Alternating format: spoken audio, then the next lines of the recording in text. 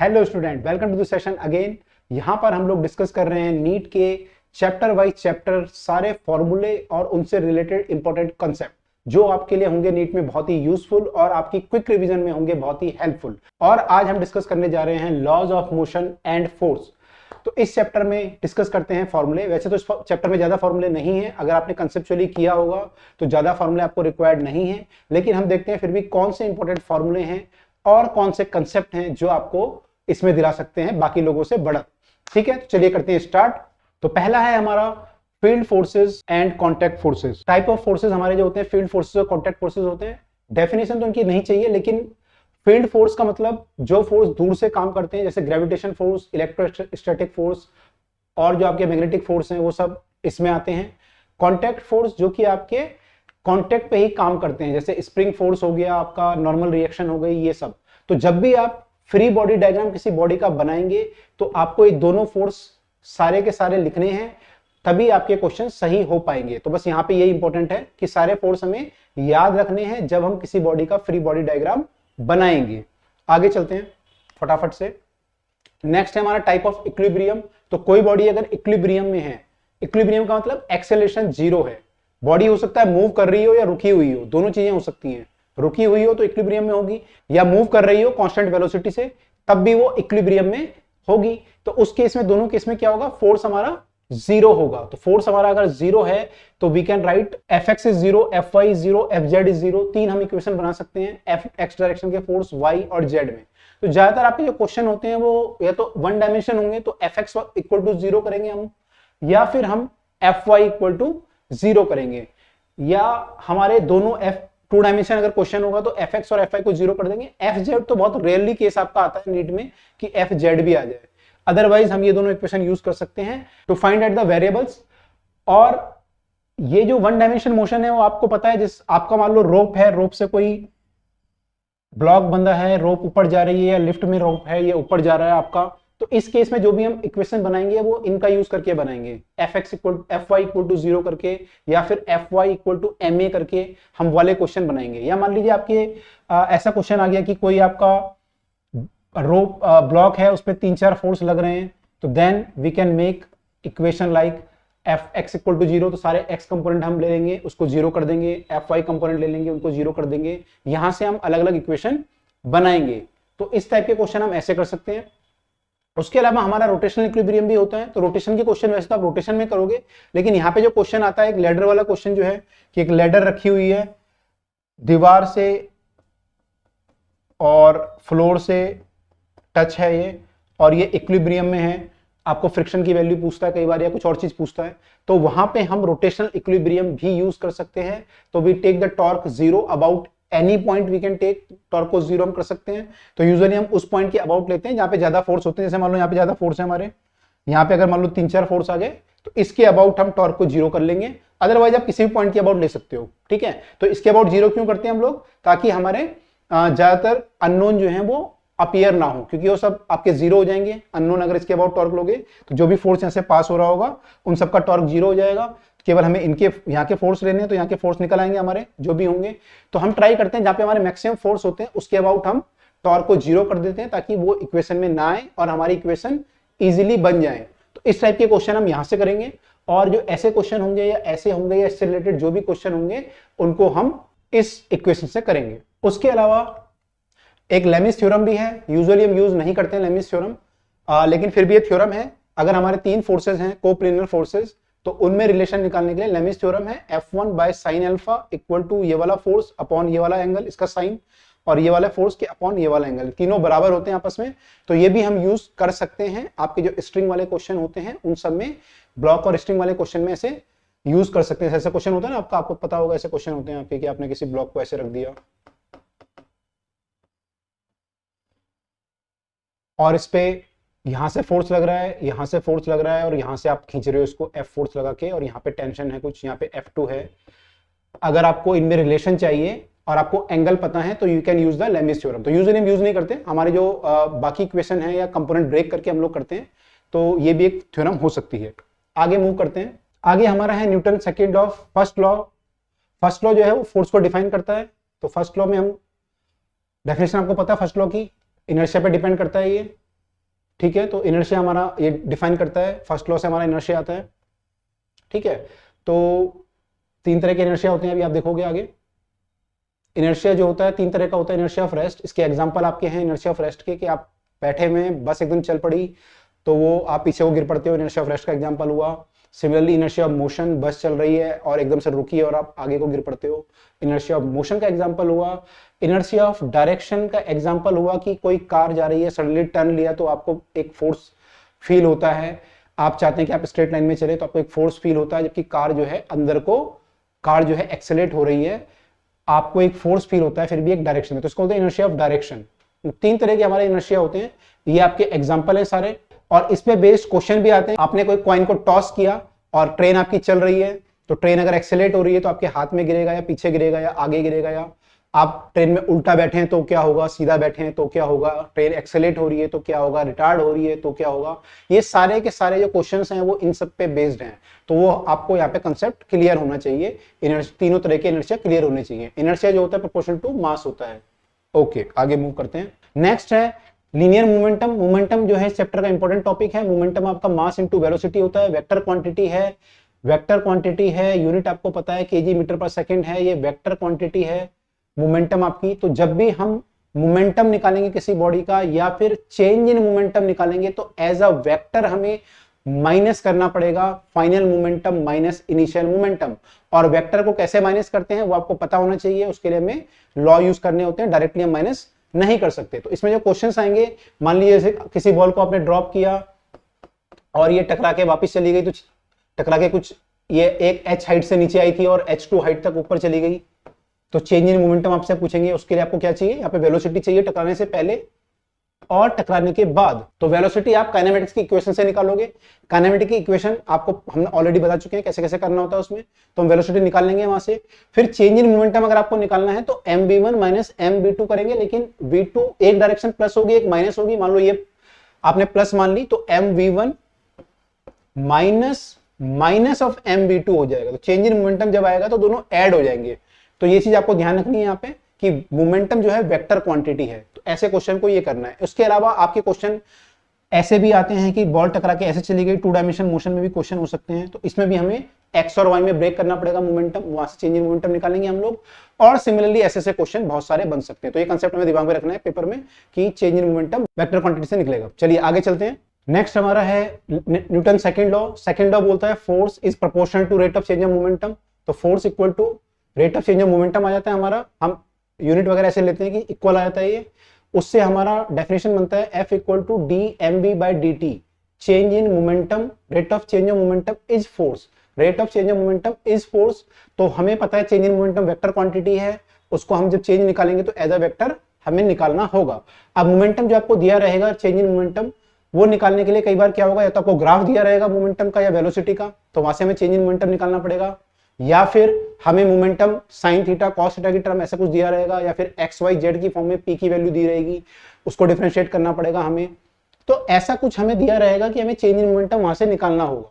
Okay, वहां से हमें निकालना होगा। उसके अलावा कई बार आपको इनिशियल स्पीड फाइनल स्पीड दी होगी, या फिर आपको निकालनी होगी, आपको डिस्प्लेसमेंट दिया होगा तो आपको निकालनी होगी फाइनल स्पीड, वहां से चेंज इन मोमेंटम। तो ऐसे अलग अलग क्वेश्चन यहाँ पे बन सकते हैं, वो हमें सारे करने होंगे। तो फोर्स हमारा जो है rate of change of momentum के बराबर होता है।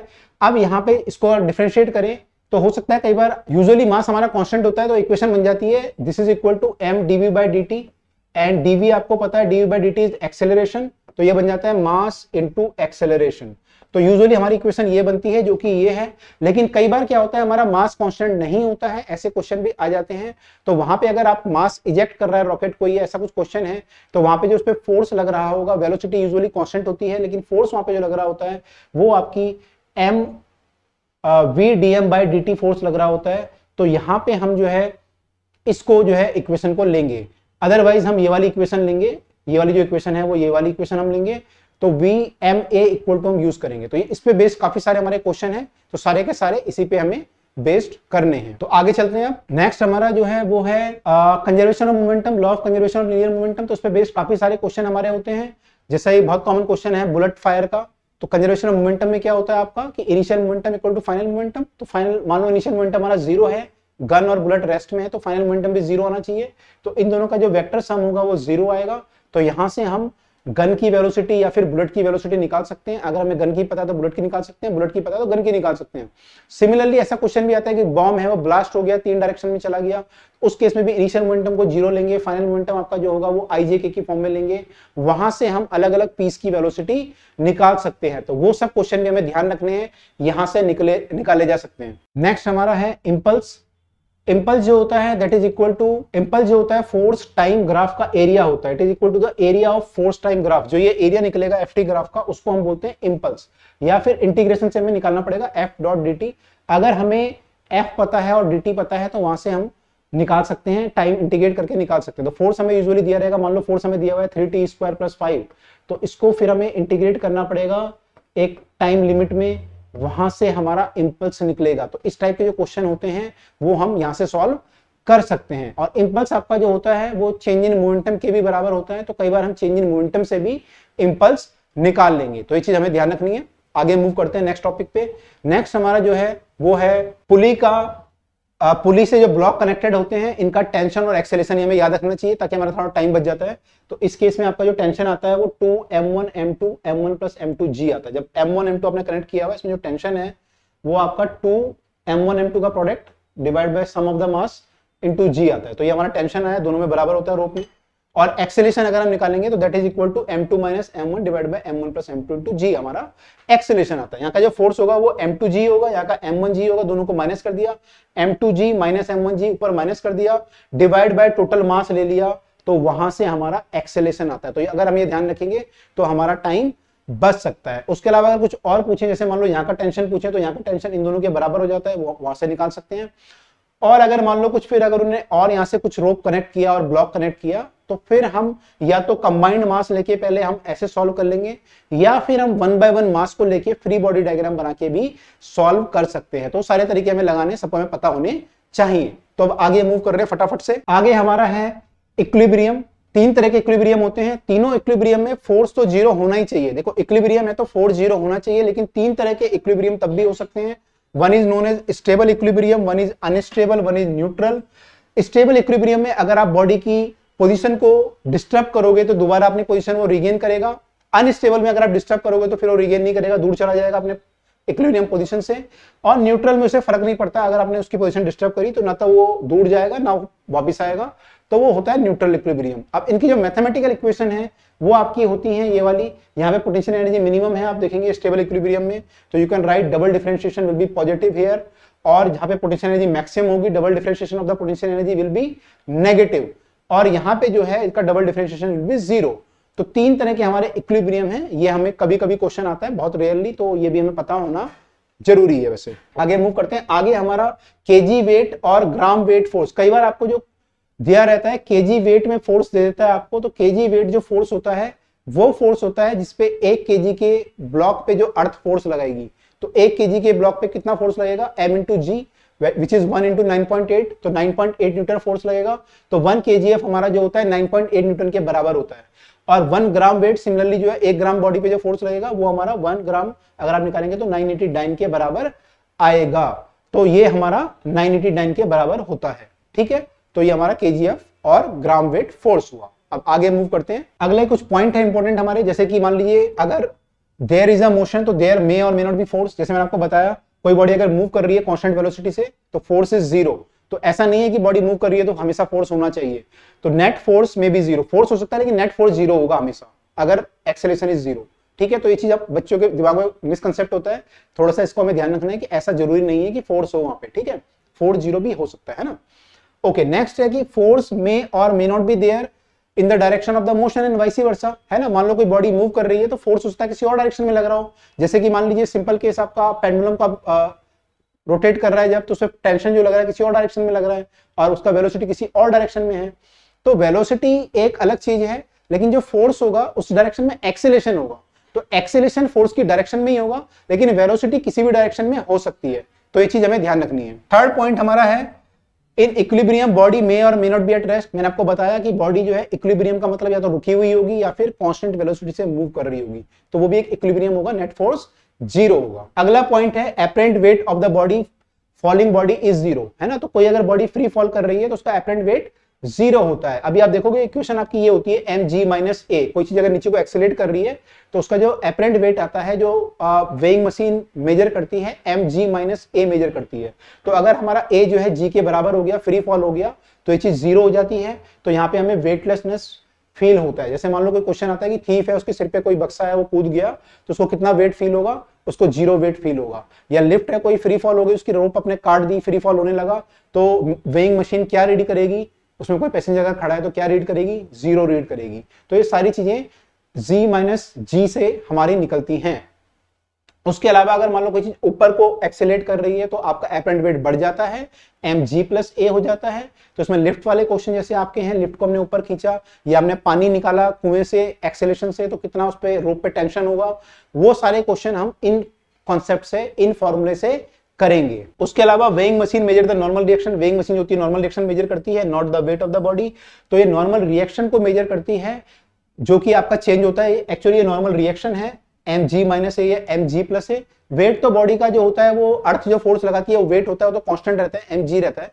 लेकिन एपरेंट वेट या फिर नॉर्मल रिएक्शन जो होता है वो डिफरेंट होता है, और वेइंग मशीन वो ही रीड करती है, इसलिए उसकी वैल्यू कम ज्यादा होती रहती है। तो ऐसा क्वेश्चन आपका आता है कि लिफ्ट एक्सेलेरेट कर रही है, तो जब एक्सेलेरेट कर रही है तो वेइंग मशीन क्या रीड करेगी, या डी एक्सेलेरेट कर रही है तो क्या रीड करेगी। तो वो सब आपको आइडिया यहां से होना चाहिए। आगे मूव करते हैं। आगे हमारा जो है ये कंसेप्ट है कि अगर आप एन बुलेट फायर कर रहे हो किसी गन से, तो गन पे जो फोर्स आपको लगाना पड़ेगा उसे होल्ड करने के लिए, वो लगाना पड़ेगा NMV, that is rate of change of momentum. अगर आपने n बुलेट पर सेकंड फायर किए हैं तो उसका जो मोमेंटम होगा mv होगा minus zero, change in momentum mv minus zero आया एक बुलेट का। n बुलेट फायर कर रहे हो तो NMV आएगा, तो उतना फोर्स हमें लगाना पड़ेगा गन को होल्ड करने में। सिमिलरली ये क्वेश्चन आता है कि मान लो आपने गन फायर करी और सामने कोई स्टोन है, उसको आपको रोकना है, तो कितनी बुलेट फायर करनी है। तो वहां पे भी हम ये कंसेप्ट लगा सकते हैं कि इतना चेंज इन मोमेंटम होगा तो बुलेट जो है इतना फोर्स लगा रही होगी उस स्टोन पे, और उसका मान लो वेट mg है, अगर वो mg इससे बैलेंस होता है तो वो जो बुलेट्स होती हैं वो उस स्टोन को रोक सकती हैं। या फिर ऐसा क्वेश्चन आता है कि कोई लाइन आप पे जंप कर रहा है, आप कितनी बुलेट मारे ताकि वो रुका रहे, वहां पे हवा में रुक जाए, थम जाए, तो उसमें भी ये कंसेप्ट यूज हो सकता है। तो ऐसे सारे क्वेश्चन जो होते हैं इस पे बेस्ड होंगे, तो वो आपको पता होना चाहिए। लास्ट आपका है action and reaction occur simultaneously but not one after other. तो ये थर्ड लॉ आपका जो होता है वो आपका बोलता है कि एक्शन और रिएक्शन जो एक्ट करती हैं वो डिफरेंट बॉडी पे एक्ट करती हैं और एक साथ एक्ट करती हैं। ऐसा नहीं कि पहले एक्शन लगा फिर रिएक्शन, दोनों ही एक साथ एक्ट करती हैं। तो ये थे हमारे सारे concept Newton law of motion के। आपको काफी कंसेप्ट रिवाइज हुए होंगे और आपका जो है एक बार दोबारा रिफ्रेश हुआ होगा। अगर वीडियो पसंद आई हो आपको तो शेयर करें इसे और लाइक करें, और हमारे चैनल को सब्सक्राइब करें फॉर सच वीडियोस, और कमेंट करके बताएं आप कौन सी वीडियो नेक्स्ट चाहते हैं। Thank you everyone and best of luck for the NEET exam.